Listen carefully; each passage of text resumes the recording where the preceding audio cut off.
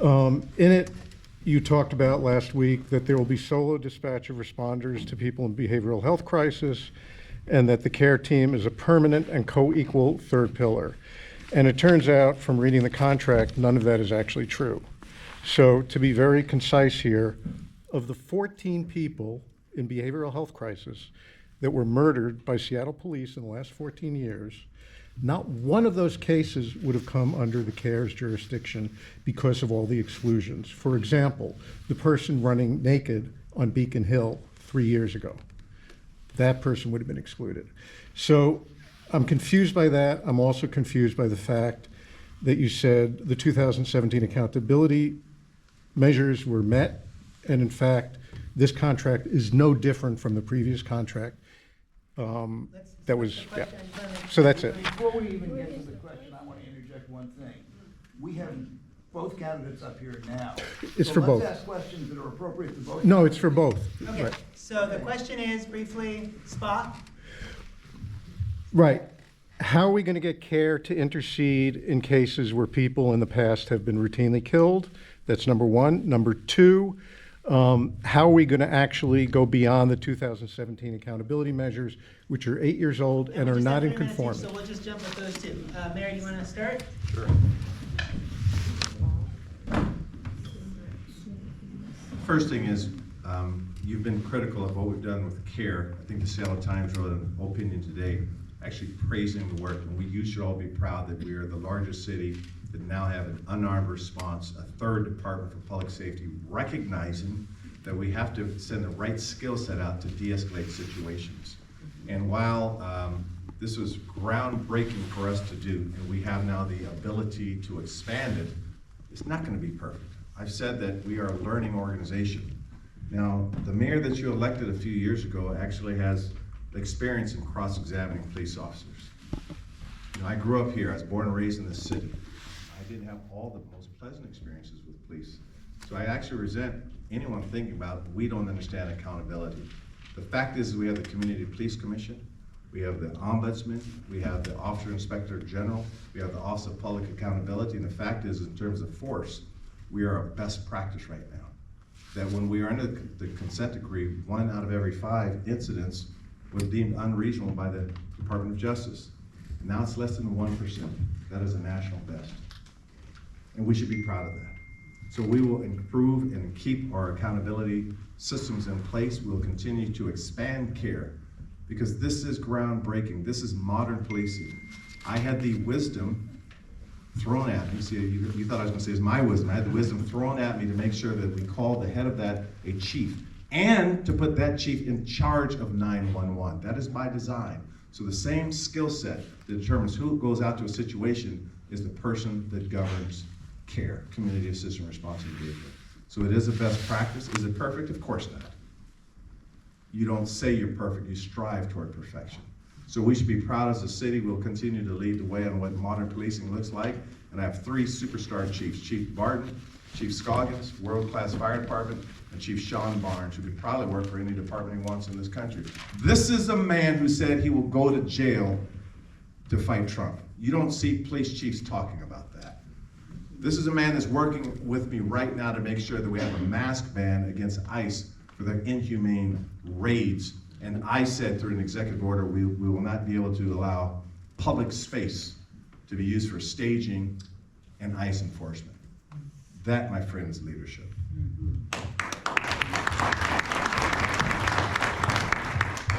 Yeah, I mean, I'll just say briefly, focusing on CARE, I'm concerned about the same things that you are, and was definitely concerned to read in the Seattle Times recently that the CARE department has not been even given the latitude that they had under the former contract to respond to situations for which they're the appropriate responders, right? So that police were not actually calling them in to situations for which they should have been there. And similarly, in the new contract, it does seem that there are far more restrictions on the situations to which the care team is allowed to respond than there should be, even compared to other jurisdictions that have gone in this direction of having an alternative response department. So, I mean, the contract is done, and you know, our officers deserve the stability of a contract, so we'll work with it moving forward. We have to work with it, but I'm definitely concerned by those things in just in how it's going to limit the effectiveness of our alternative response moving forward. And similarly with accountability, we have a lot of work to do. Okay, right there, name, a brief question. May not be brief. Okay, do your best, really, we have a lot of people. My name's Karen O'Brien. I'm the president of Rainier Valley Historical Society, which is over the hill in Columbia City. There's a hot topic happening right now that I wanted to ask both of you about. We're having problems with density and parking. So we're going to go back to this war on cars in Seattle, which is very apparent for people that do drive.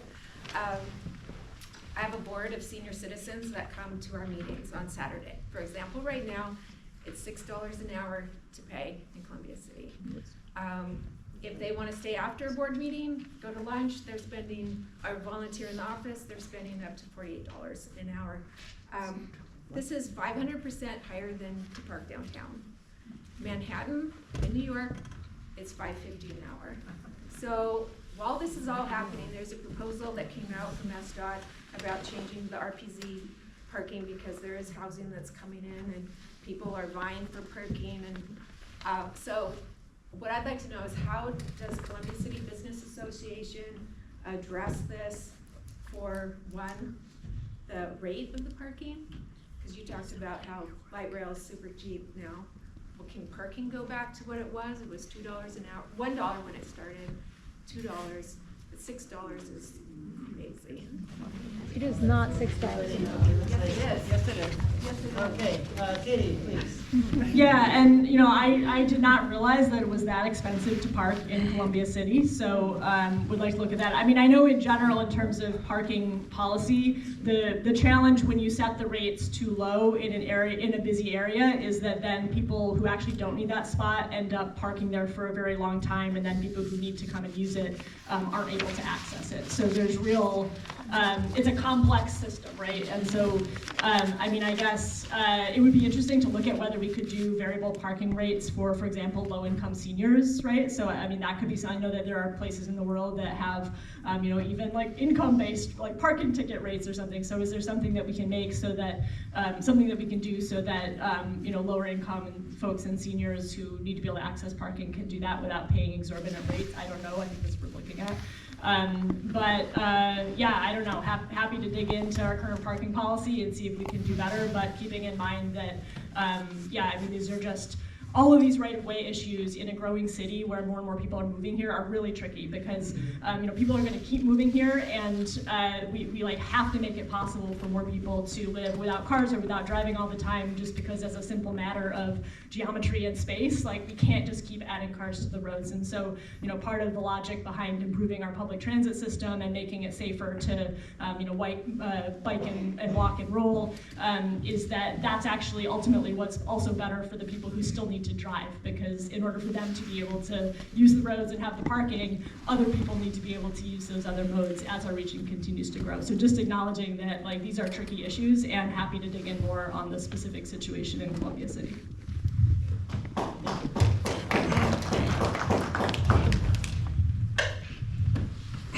I don't strongly disagree with my opponent.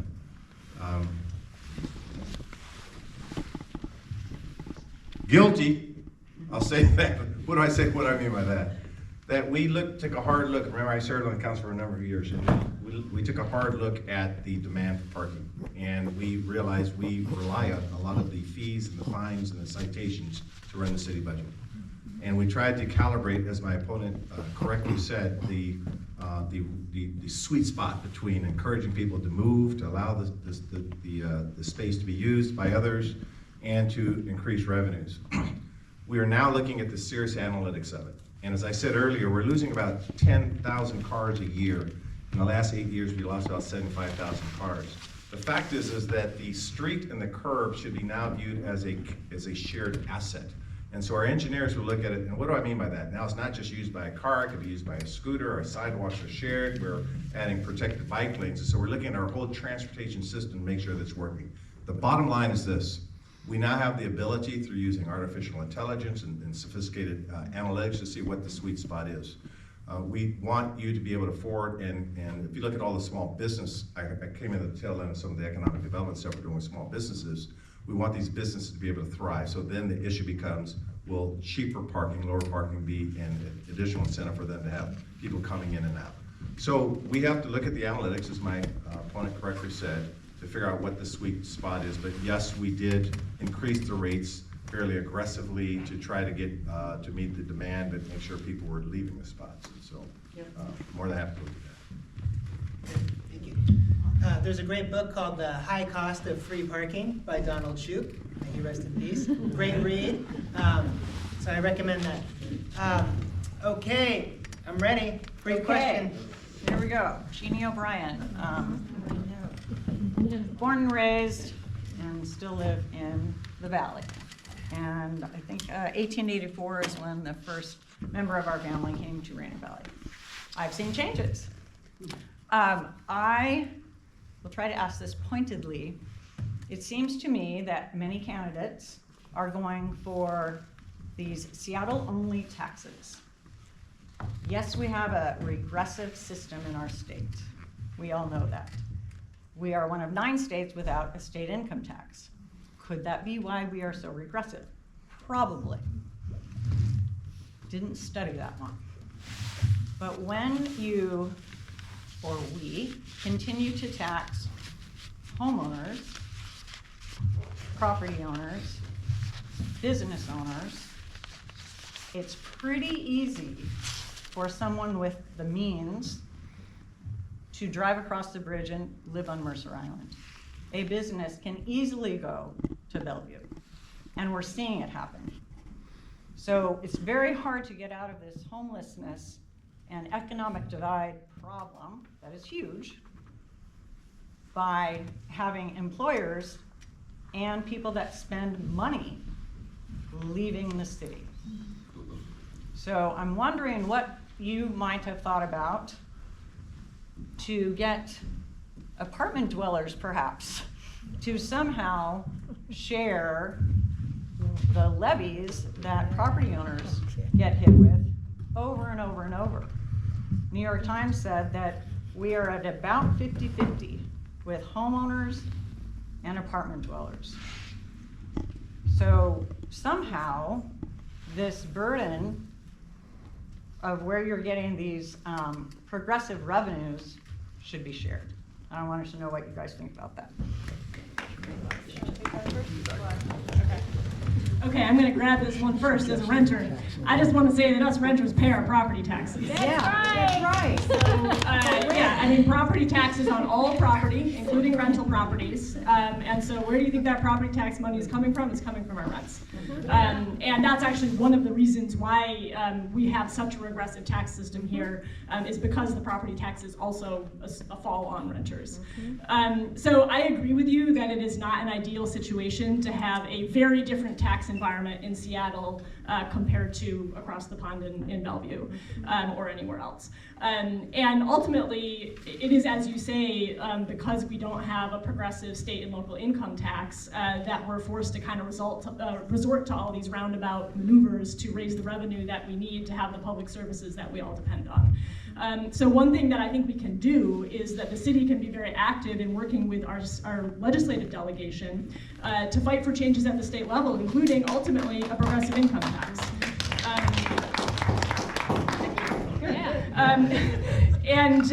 And I would say another thing, so we have the Jumpstart payroll expense tax that I mentioned before here in Seattle, and that is what, some have attributed, and it does seem like Amazon and some other employers have moved some high-paying jobs to the east side due to that tax. I don't think that's happening at like a huge scale that we need to be worried about. There's other factors going on too, but there was in the last legislative session a state version of a kind of employer payroll tax considered that would have included a credit for Seattle businesses that pay the jumpstart tax. I think that's a great idea because that basically helps to level that playing field so that we don't have that incentive for people to move out of, businesses to move out of Seattle. So I support that, and if I'm elected mayor, we'll work with our legislators to try to get that passed. And I'll also say it's just also that both individuals and businesses locate in Seattle for all kinds of reasons, not just our tax environment, right? It's a great city, the workforce here, right? And so the more, there's other things that we can do, including meaningfully addressing our homelessness crisis and public safety issues, to make Seattle an attractive place for businesses to locate and grow, and to make Seattle a place where individuals want to live because we have great culture and events and all this kind of stuff. So so there's lots of different elements to this, and the tax environment is one factor among many that influences those choices.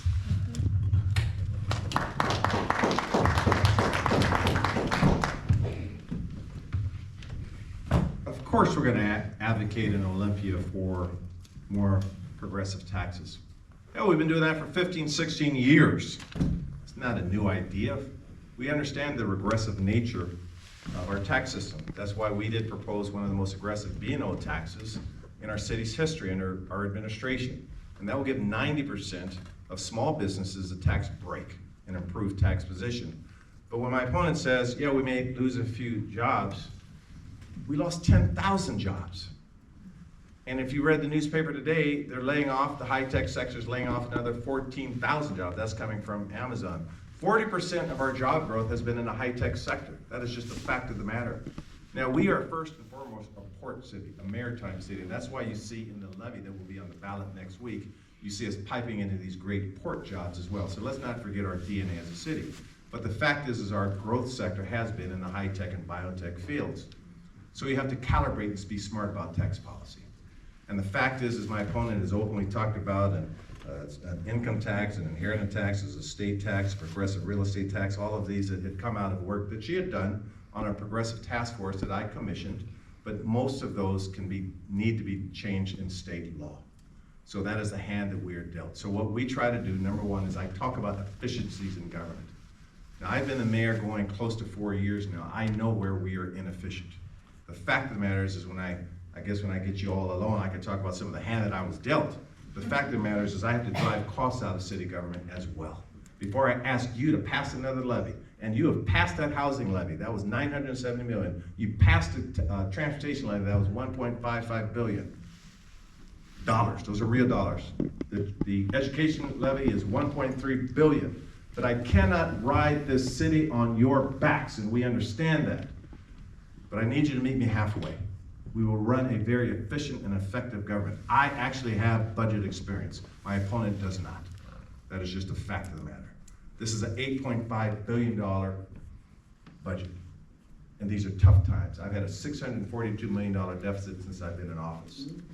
642. Did we complain? No. And even with that, we have the largest affordable housing budget in our city's history. And we created the care department. So, to answer your question, Ms. O'Brien, we will look at our tax policy very seriously. We will make sure it's calibrated to make sure we're not losing businesses, because if there's one thing I hate to do is lose jobs. We need our job sector here.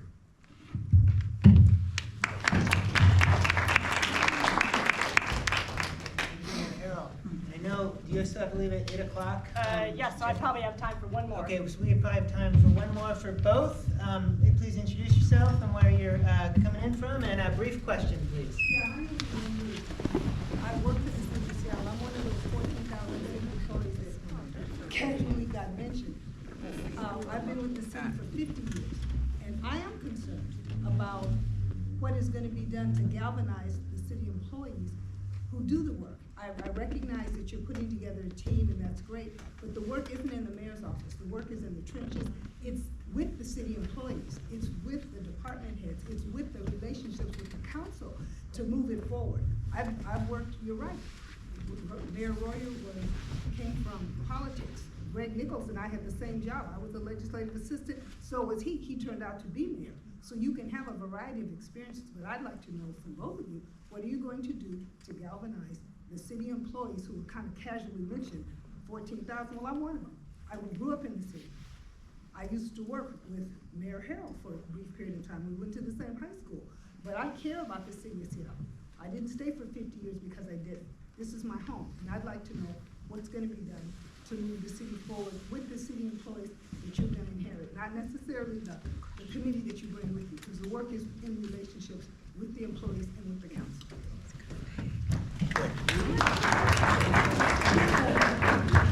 Yeah, thank you for that question, and thank you for your many years of service. We're getting a hug back there. Amazing.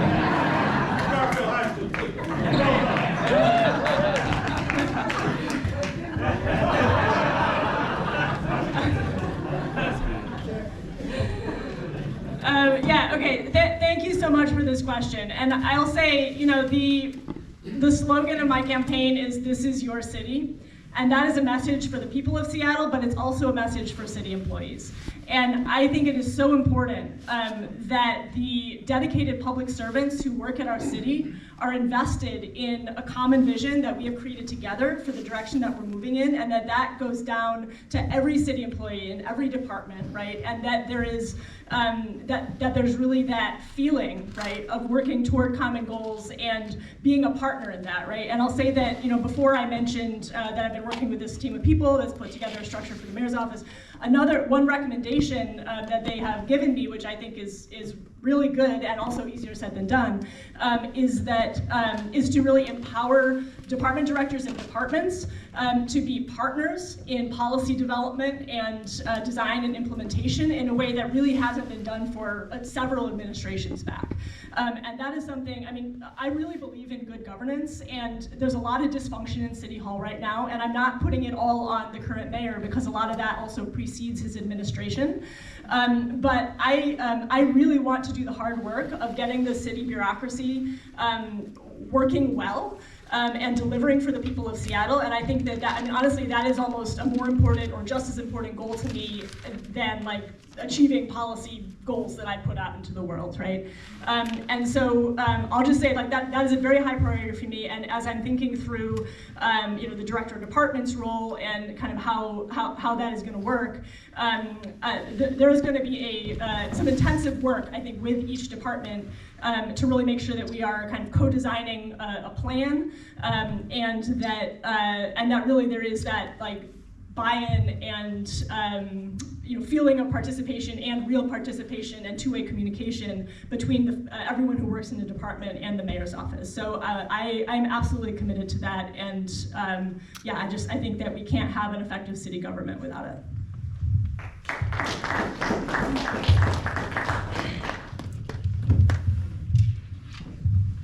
Well, I suppose I just take a different approach to that.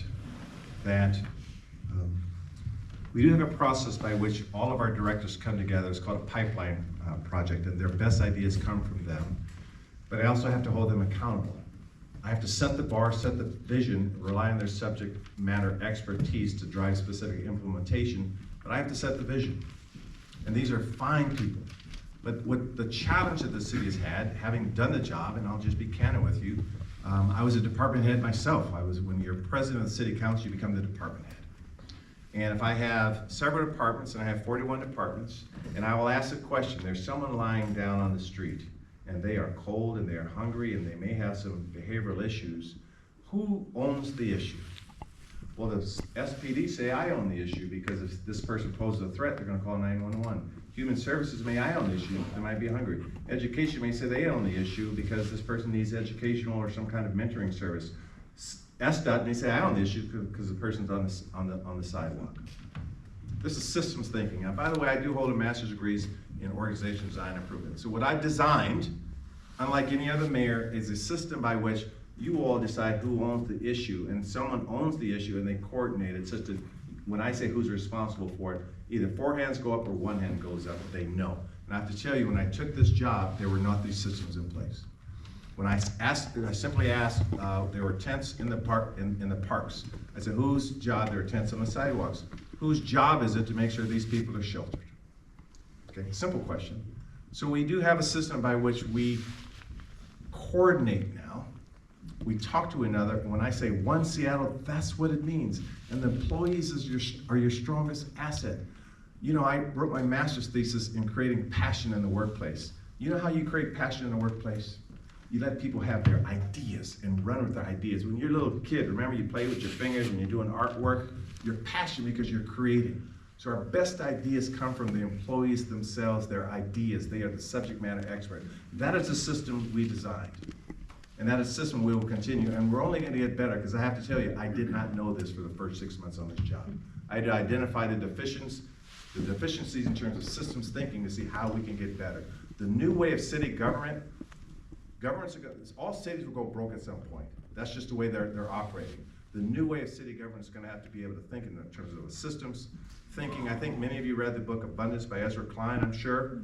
Great read. That is where modern governance will go, and that's exactly the system we'll use using our city employees.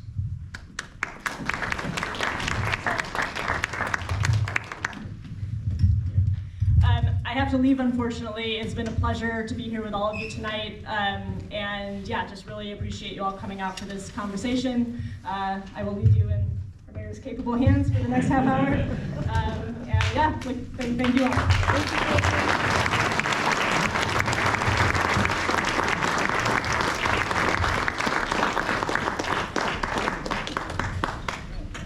Thank you. All right, we've got time for more questions for the mayor, and who's ready to ask the next question? Right here.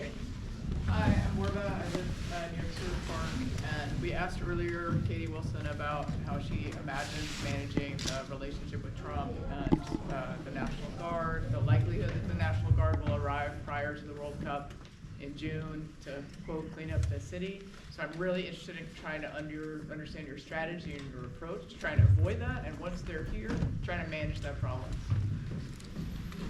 I guess there's a twofold approach. One is to make sure we avoid it, and the second one would be if we can't avoid it, what do we do?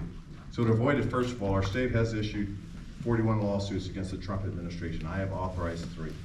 And if you look at my executive order, as an example, we're actually leading the way. So I talk to mayors across the country on what they are doing. So I know the mayors of Chicago or Los Angeles or Portland, Keith Wilson's good friend. And what are you doing? They're turning to us because my executive order, which again prohibits masks as an example, or requires conspicuous markings as an example, which prohibits the use of public space for staging or enforcement actions as an example. We are pushing the envelope. When I got a letter from Pam Bondi, which said they would pursue me for criminal liability because of my belief in a welcoming city. And remember what we did when Trump got elected. I was one of the few cities that amended our welcoming city status to make sure that women who are seeking reproductive health care because of Roe versus Wade can come here to seek reproductive health care. And if there was a warrant in another city because of Trump's madness, we would not enforce that warrant. So we doubled down on our approach to become a welcoming city. So we will be loud, we will protest, we will use the court system, and we are winning in the court system. And what happens if they come here? Then we will make sure, and by the way, the governor, Ferguson, who supports my reelection, the attorney Nick Brown, Attorney General, who supports my reelection, who I was with 2 days ago, we are joined at the hip in terms of fighting this tyrannical behavior. So part of my executive order required the drafting of lawsuits to be ready to be filed on a minute's notice, and giving, number one, our Office of Immigrant Refugees Affairs, I increased their budget by 70% to make sure that impacted communities, immigrant refugees, have access to attorneys and legal services as well in case this happens and a child comes home and their parents are apprehended. So if there's a better idea we could do, I will implement it, because there's one thing, I'm a lot of things, but I don't take crap from any bully, and this man is a bully. And quite frankly, for me, it's personal. It's personal because my mother was put in a concentration camp because of an executive order 9066. And I didn't think I would live long enough to see this kind of tyrannical, authoritarian behavior coming out of a president. But I'm ready to fight this president, and for me, it's just not a headline, it's personal. So we'll do everything possible to make sure our communities are protected.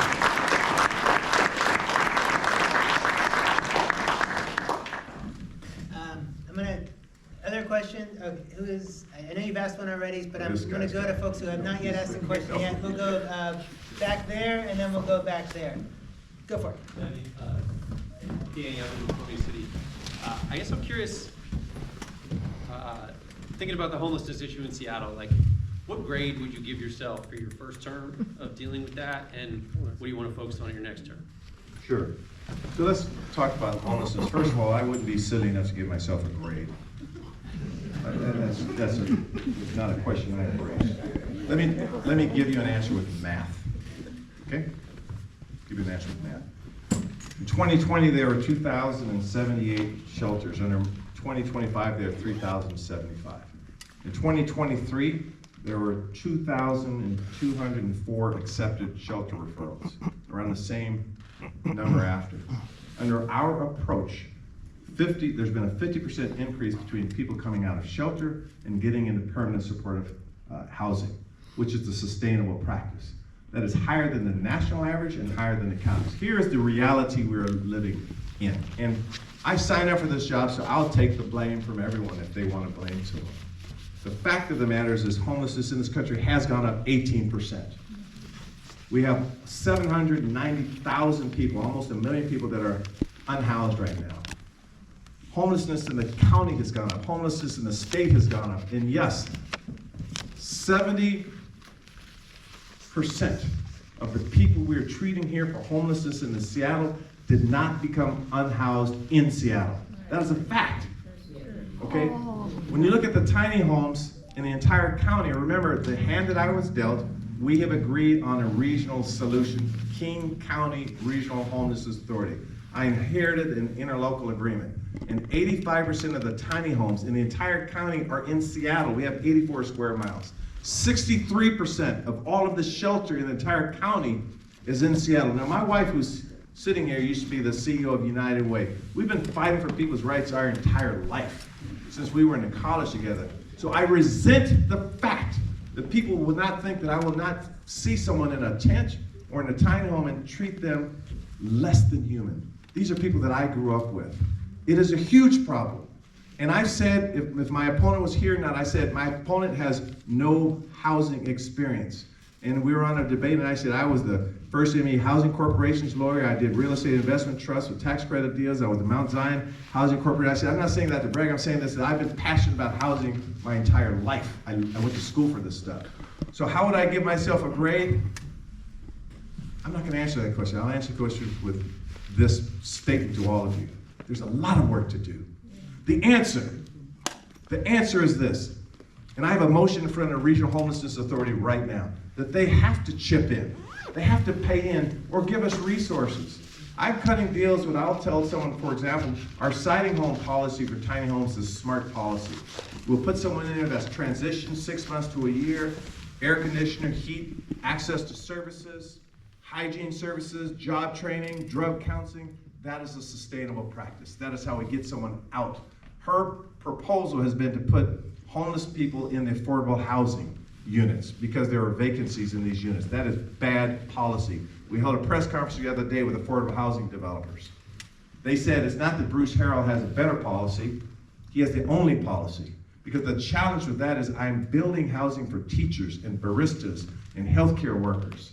And those units that we're building, and like I said, we built 50,000 units in our administration. These housing that we're units, they don't have the support systems for people that are coming that are homeless. There's fentanyl, will get in the carpet, get in the walls, it's a bad thing. So the answer has to be a regional solution continued. And I think these jurisdictions get it. And I think if you look at Portland, for example, and I'm not holding them as the gold bar on how to deal with it, they have I think the next iteration, once the regional approach is established, is going to be a multi-county regional as well. Whether it's Snohomish County, Pierce County, and King County working together, but we're not even there yet because we don't have the model of the Regional Homelessness Authority straight yet. But we have to do it that way because that is the answer to the problem. If they don't have money, they have land, they have resources. But first we have to make sure they embrace the policy of a tiny home or a tent or a shelter. But sticking them in vacant units that were built for teachers is not the right way to go. And it's not sustainable either. It's too dangerous.